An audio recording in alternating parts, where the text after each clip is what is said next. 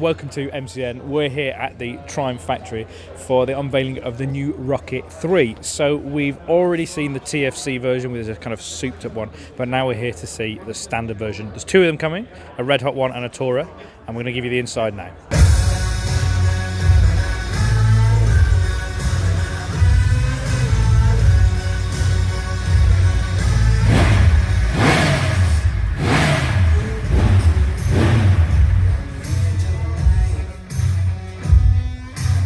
Here we are, here it is, the new Rocket 3 in all its glory. This is the GT version, which is a slightly touring spec. There's two specs now, there's the R and the GT. They've got the same 2.5 litre engine, so they're the same torque figures, same power figures, but it's mostly the riding position and some of the kit that's on them that's a bit different.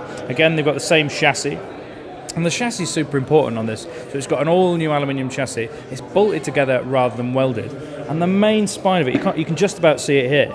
The main spine of it is actually is hollow, and it's the airbox. And that's part of the way they've managed to save so much weight. So it's a 40-kilo weight ceiling over the old model.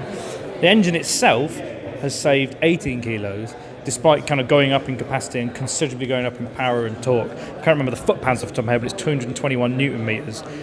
So it's a serious bit of wedge to go behind it. To go with that full spec is some brand new suspension, as you'd imagine. So up front we've got 48mm upside down Showa suspension. That's adjustable, as you would expect, and attached to the bottom of those are those brand new Brembo Stylema calipers. Part of the reason why they've had to use basically a superbike caliper is that it is a heavy bike and it requires a lot of stopping. So even in dry weight, it's 291 kilos. So by the time it's full of all of its fluids and oils and probably a battery and air in the tyres and God knows what else, it'll be well comfortably over 300 kilos.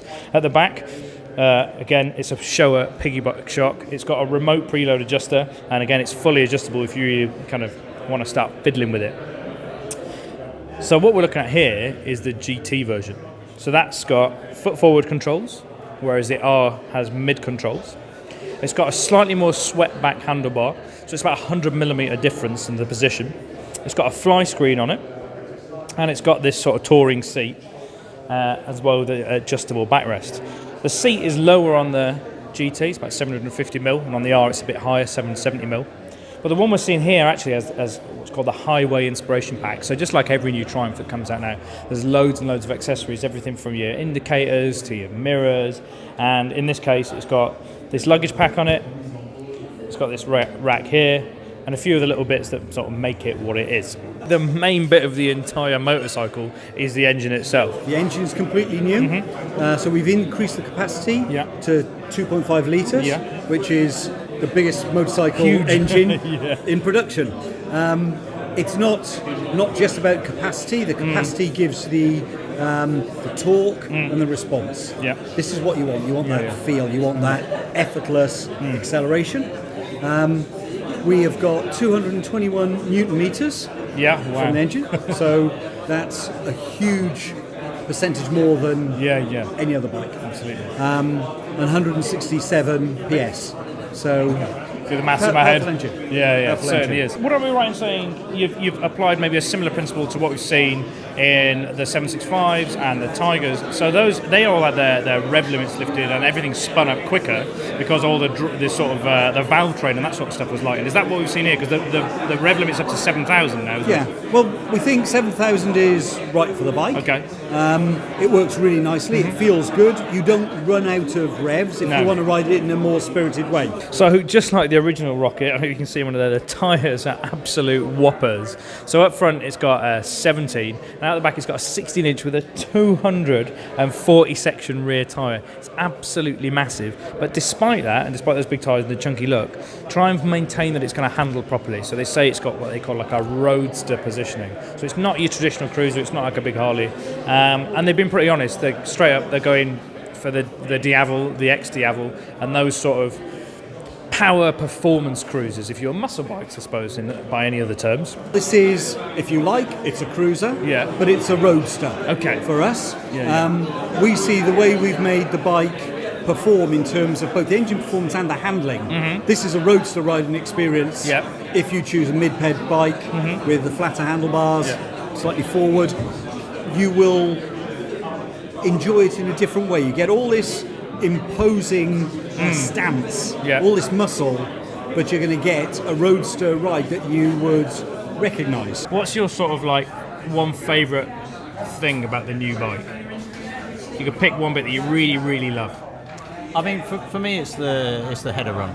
Okay. So there was a lot of effort went into that very, very early on because if you remember the old Rocket, the header run just kind of came out and went down through 90 degrees. Yeah, and styling-wise, you know, it doesn't look as dynamic as we'd always wanted that bike to look. Yeah. So there was a lot of effort early on in terms of, right, we really want something that kind of comes out and swoops around and really looks nice, beautiful, attractive and dynamic. But to do that, we had to really investigate different manufacturing techniques that we hadn't used before. So those headers are actually hydroformed, which means basically they're formed by water pressure, which is quite a specialist thing. There's not that many suppliers in the world that do it. Okay. And it was something that we had to learn about in terms of how to design a header system that could be hydroformed. Right, so, I see, okay. So just in that one detail, there's so much engineering effort that's gone into getting that right. Yeah, absolutely. But I think it looks great. Despite being such a whopper, like all new Triumphs, there's actually some practicality to it. So that's a 17-litre petrol tank. Now, I'm not sure how far that'll actually get you on this big engine, but it's big enough thing to certainly look at. And despite its massive power and torque and all the rest of it, it's a pretty sensible bit of kit, just like all the other latest Triumphs. It's 10,000-mile major service intervals. So it's not going to be a nightmare to live with. So the big question everyone's going to be asking is price. Well, Triumph haven't actually committed to a price yet, but they're saying it's going to be around about £19,500 for the R, maybe £19,900 for the GT. So they describe it as comfortably under 20,000. I would describe it as sneaking under 20,000 with a Rizla Papers gap, but it is just about not starting with a 2. Of course, until you add your Bluetooth module and your quick shifter, and then God knows what it will cost. Despite the fact they haven't quite announced the prices yet, they are more than willing to take your money. So, as of today, you can go to your local dealer and place a deposit. And all things being well, you know, this is motorcycle manufacturing. They're hoping to start deliveries in December.